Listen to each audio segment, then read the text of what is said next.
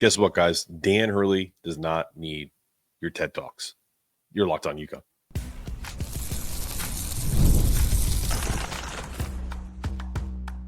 You are Locked On UConn, your daily podcast on the Yukon Huskies, part of the Locked On Podcast Network, your team every day. Thanks for making Locked On UConn your first listen every day. We are free and available wherever you get your podcasts and on YouTube, part of the Locked On Podcast Network, your team every day. Before we dive into today's show, just wanted to take a moment to say how thankful we are for all of you. This podcast has grown immensely, and that's because of fans like you who value great UConn content. We're proud to say we're the only daily podcast covering both the UConn men's and women's basketball, the basketball capital of the world, for sure. And we're thrilled to bring you the coverage you deserve. To show our gratitude, we're giving back. We're donating 10% of our revenue to Husky Ticket Project, helping send kids to UConn games, like we just sent some kids to the UMES game, Maryland Eastern Shores. We're also making a monthly donation to Bleeding Blue for Good, supporting NIL initiatives that make a difference for our athletes. If you're enjoying the show, take a moment to subscribe, follow, leave a review wherever you listen.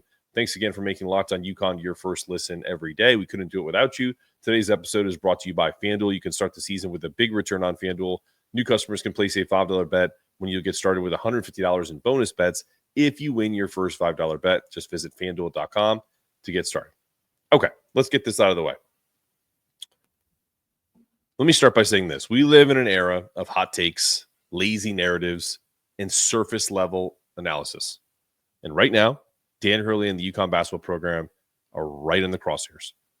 From Kyle Boone's semi-hit piece calling Hurley an embarrassment to Jeff Goodman smugly saying, I love the guy, but he's got to grow up, to a guy that I respect from the Heat Check, Brian Ralph, calling the Maui Invitational decision to not do MTEs a bad look without any context, to even some local analysts here that I even called out yesterday on Twitter. This pylon is as predictable as it is insufferable. So let's take a deep breath, roll up our sleeves, and actually look at what's going on here. First off, the narrative that Dan Hurley is a loose cannon, right? Needs to grow up. Absolute nonsense. Did some research this weekend because I'm a nerd. Since Hurley joined UConn, he's been assessed 14 technical fouls. Yeah. 9 of those came before February of 2021, which means I'm not a math guy. Over the last 2.5 seasons, he's had a whopping 2 technicals. And one of those was a matching technical in the St. John's game with that red shirt guy at MSG, a red jacket guy that got all in his face, and him and Patino got into it. And that was amazing. Because let's be real, some of this is performative. And that's okay. College basketball, get out of your own way. He is the biggest coaching star. So let's drop the idea that Hurley is some out of control figure on the sidelines. He's fiery, sure. He's intense, absolutely. But he's not out there acting like Bobby Knight. Haven't seen chairs thrown. Haven't heard kids say he's choked them, or come in there and said he, wiped his butt with feces and threw it and said, this is what you guys are playing like. Is he perfect? No. But I bet Jeff Grow Up Goodman wishes he didn't DM Blue Demon from Divine Providence fame and say, hey, man, you're going to jail. How do you look in orange? You think he regrets that? Probably, right? You'd think. So I'm sure even if he's correct, like Dan was in Maui about how awful officiated that tournament was, he probably wishes somewhere in the deep recesses of his heart that he could control himself more. But I'm here to tell you and him, if he listens, don't give it much more thought, because you're embarrassing yourself with lazy clickbait garbage. Dan doesn't need to change. The way we cover sports needs to change. And yet some of these media voices are painting him as a threat to the sport. It's so silly. Kyle Boone's article was the height of the hyperbole. He called Hurley's behavior an embarrassment to college basketball, his program, and to himself. Really? Really, Kyle? That's what we're going on? That's what you're going to plant your flag? Not in the endless parade of brawls or flag planting drama in college football in those rivalry games, not the systemic issues plaguing college sports. No, we're going to go to zero in on Dan Hurley being intense on the sidelines. It's laughable. But let's go back to talk about the Maui, because that's what fired me up a little bit over the weekend. This decision to step away from MTE, something that we covered 2 weeks ago. On the surface, sure, it's easy to twist the story and make it look like Hurley's a sore loser, and he'll never play a tournament again. Wah, wah. Poor Dan, right? You couldn't have the showing that they wanted in Maui. They could have won the whole thing, and this is the same answer he'd have. So now Dan's taking his ball and going home, right? Wrong. If you've been paying attention like we do here at Locked On UConn, you know this decision was in the works well before Maui. Good friend of the program, David Borges, who is as plugged into this program as anyone, covering it for 20 years, wrote about this again 2 weeks ago. That's right, 2 weeks before the Maui debacle ever happened. We had quotes from both Dan Hurley and UConn AD, David Benedict, explaining why these tournaments no longer make sense for UConn. Financially, they're a loss. UConn spends enormous amounts of money to participate in these events with no real revenue in return. There's 2,500 people in the Lahaina Center. Great venue, wonderful people. I'm sure everyone that went had a great time. But is it worth it when these NIL tournaments are happening, or when you could play these big time games at MSG or have home at homes like we're going to do with Texas, and we're doing the Big 12 challenge, Big East challenge with Baylor? It's a joke. UConn doesn't need to build on any early season hype anymore. This program was built on has built a brand. It's a powerhouse, and yes, it's a dynasty. And let me pause here to expand on that word, dynasty. In today's NIL era, where players are essentially on one-year contracts, where rosters have overturned annually, the churn is crazy, where agents are renegotiating deals behind the scenes, sometimes during the season, for UConn to win back-to-back championships is nothing short of remarkable. There is no guardrails to any kid saying, you brought me in at $600,000. I'm playing way over that. I want $1.2 million now. There's nothing against that. And good for the kids. Get your money while you can. But do not talk to me about how this isn't a dynasty when you were able to claim back-to-back titles now. We don't claim two random titles from the Roaring 20s like another blue blood, Kansas, or have won the majority of our titles when the most popular car in America was a Chevy Bel Air and gas was 25 cents a gallon. Kentucky. This is completely different, and it's a new world of college sports. And Hurley has figured out how to build a culture of sustained success. Compare that to some of the so-called nice guys of the sport. Tony Bennett comes to mind, right? He just up and quit 3 weeks ago, 3 weeks before the season. I don't know about you, but I'd rather have a coach who says to me, you suck and you should transfer. You're not cut out to play here. Then quit on you before the season starts and saddles you with a coach you didn't want to play for because he can't hack it anymore. But he's classy, remember? So we don't care. He's really nice to the media. He gives life advice. He's an educator. There were no think pieces.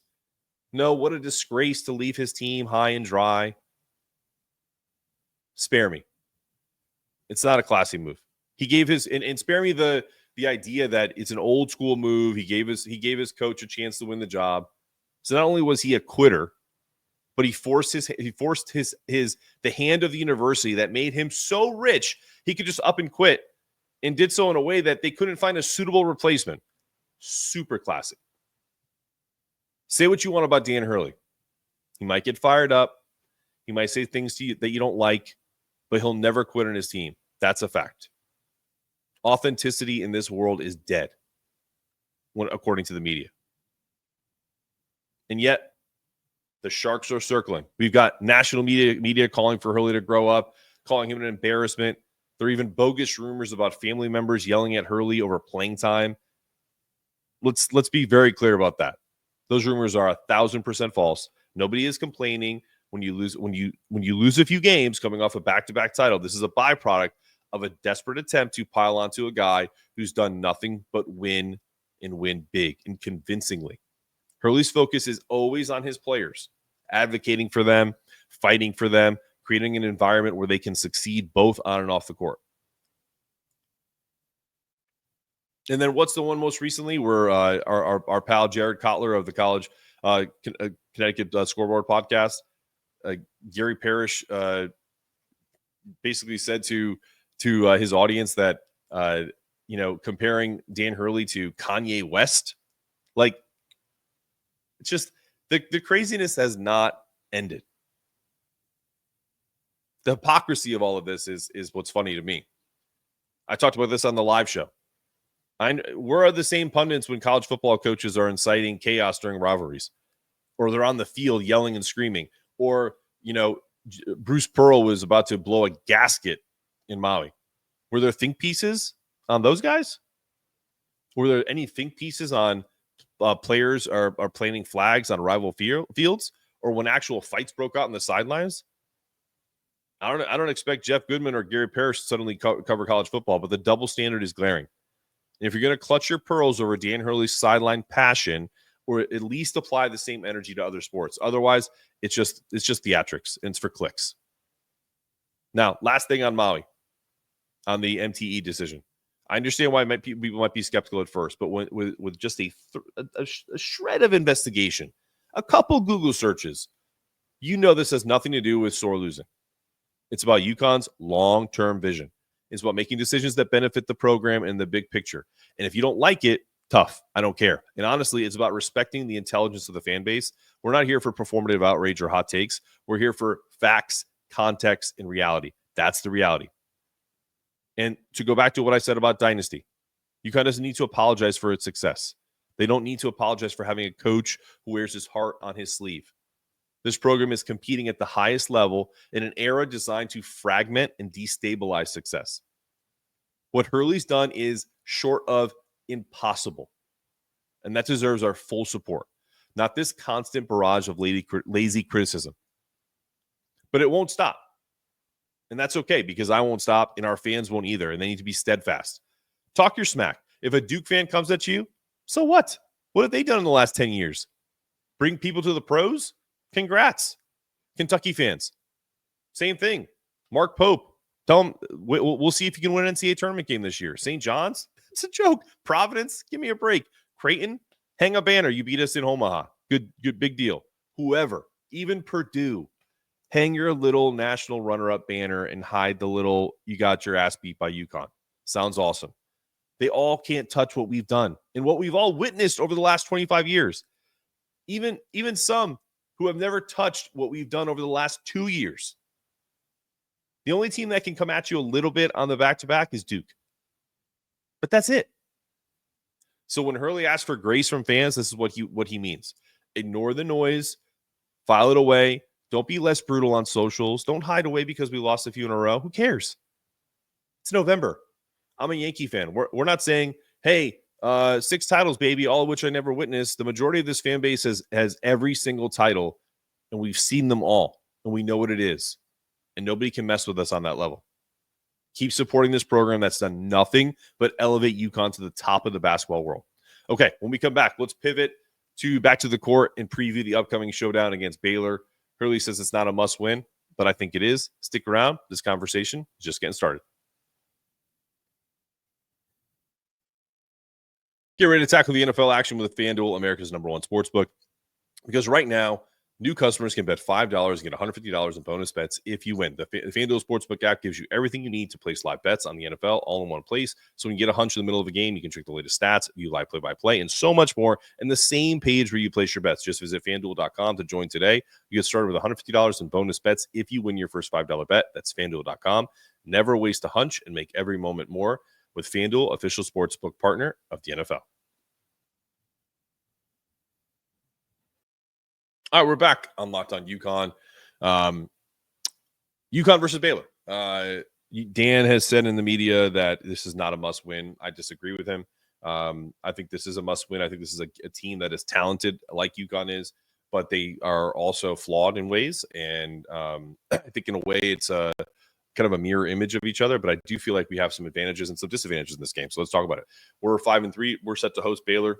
Promises to be a high-stakes game.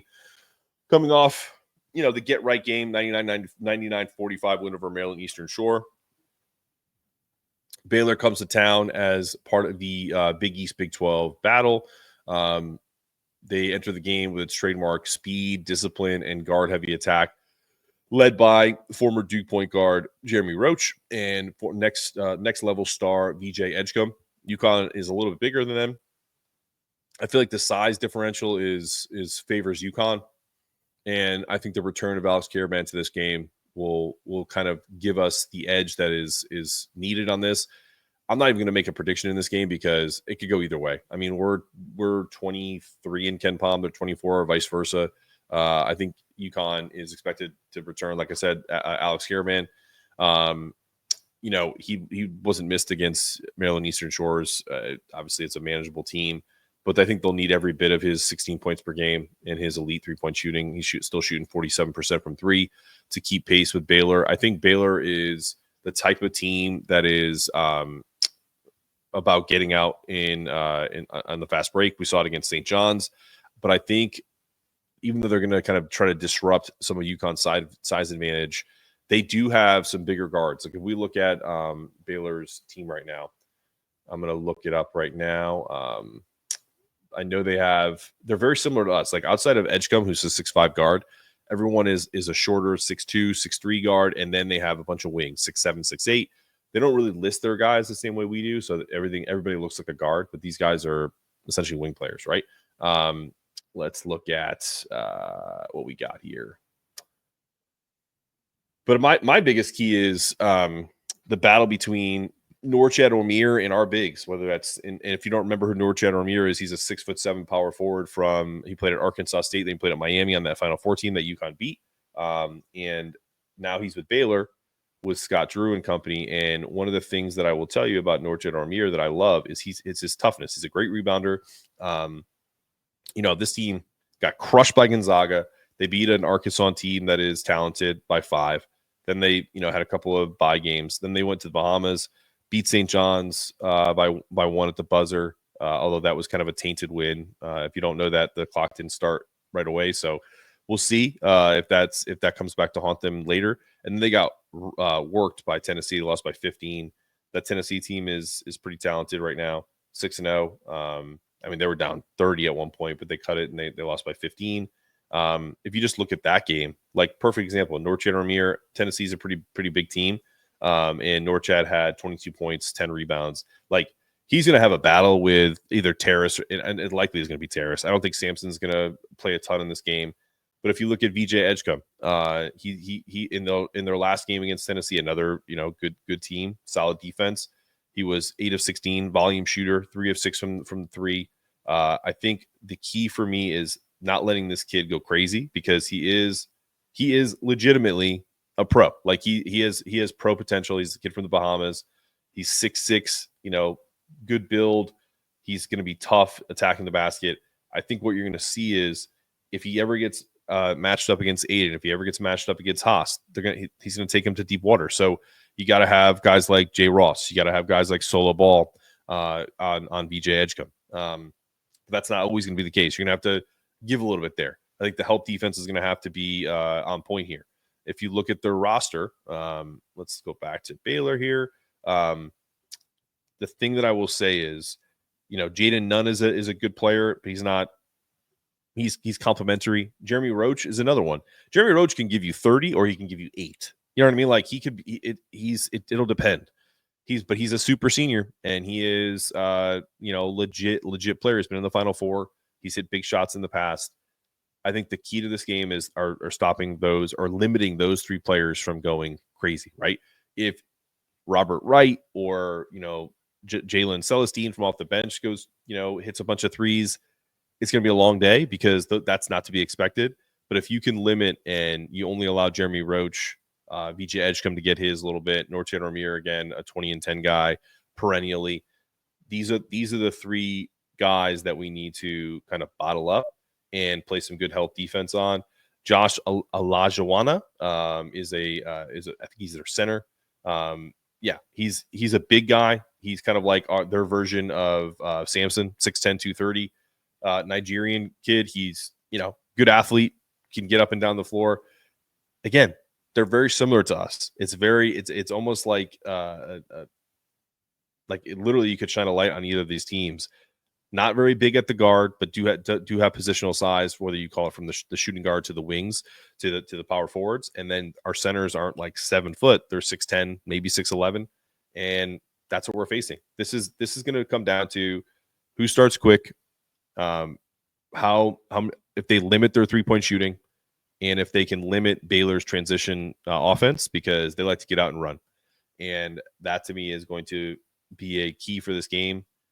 I think UConn at home, you have to say they have the advantage. If they're playing this game at Baylor, I think they probably lose it. But because they're playing at home, I think they probably should win. But it wouldn't surprise me if Baylor won this game.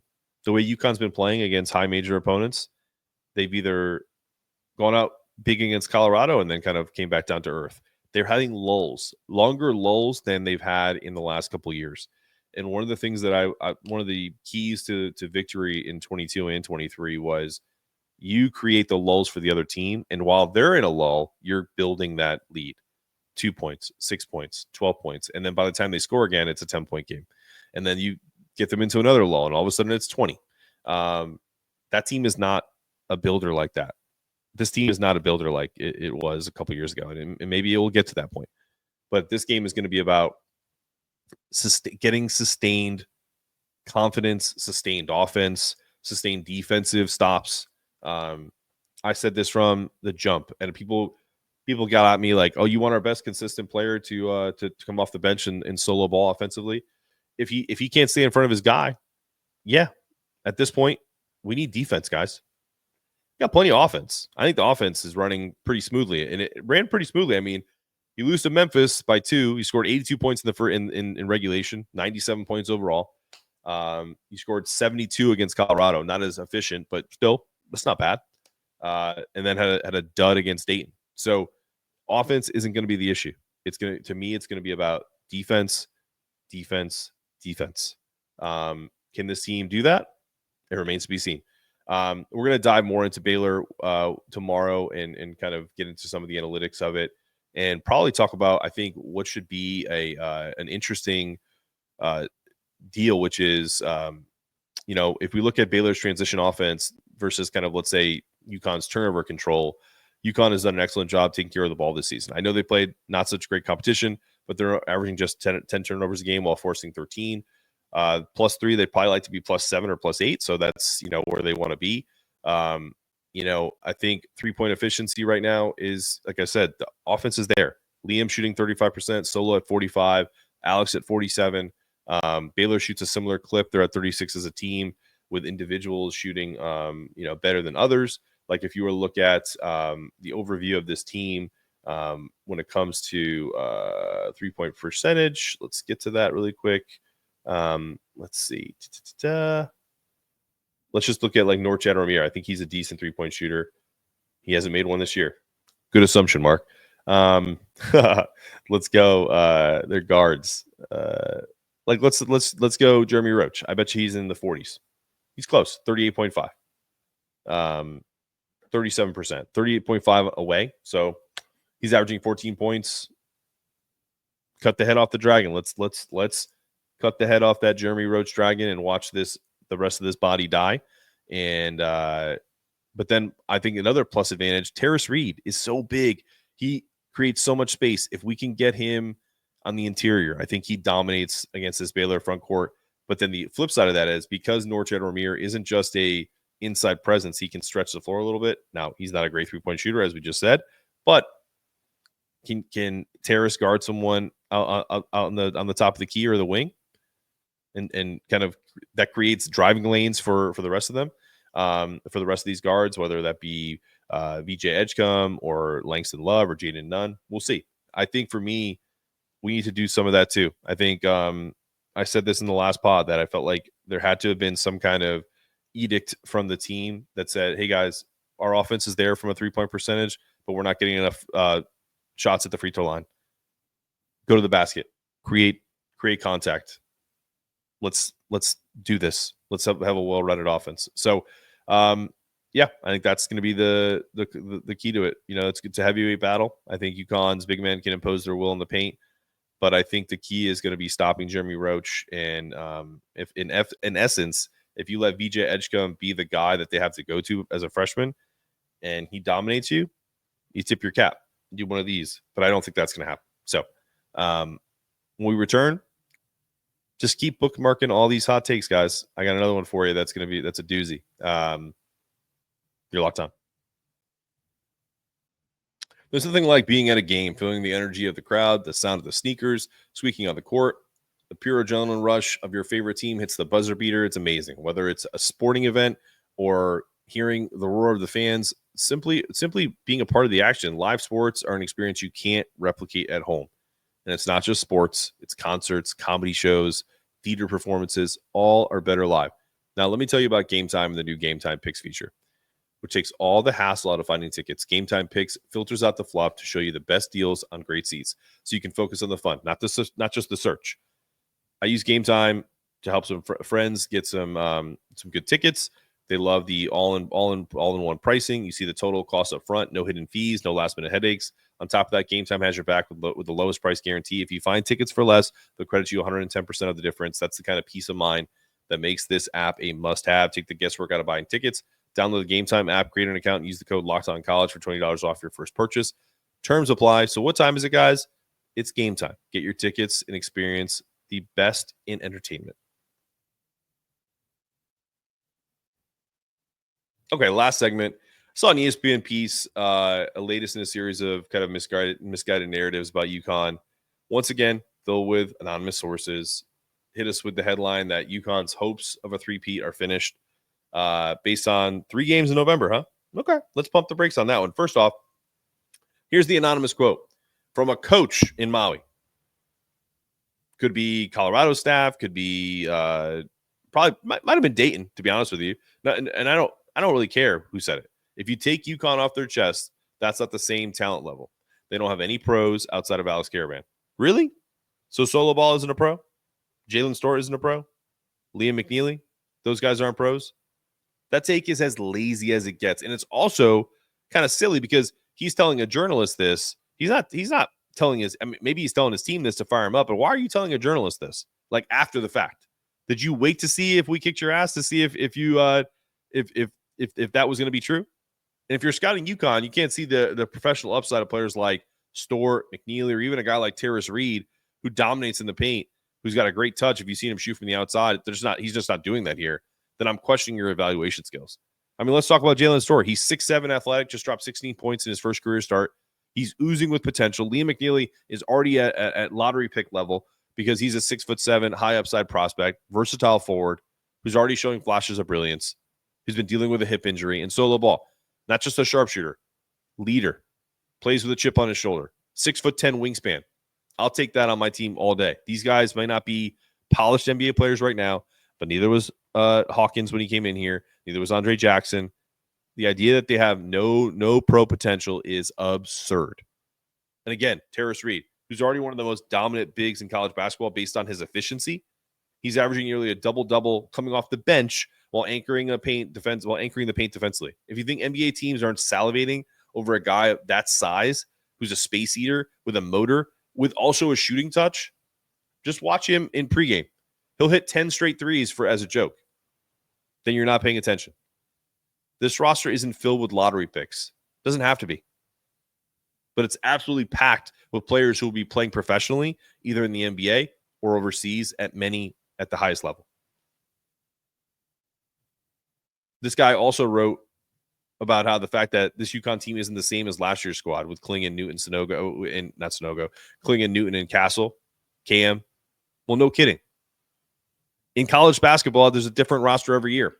We're lucky to have 7 players stay.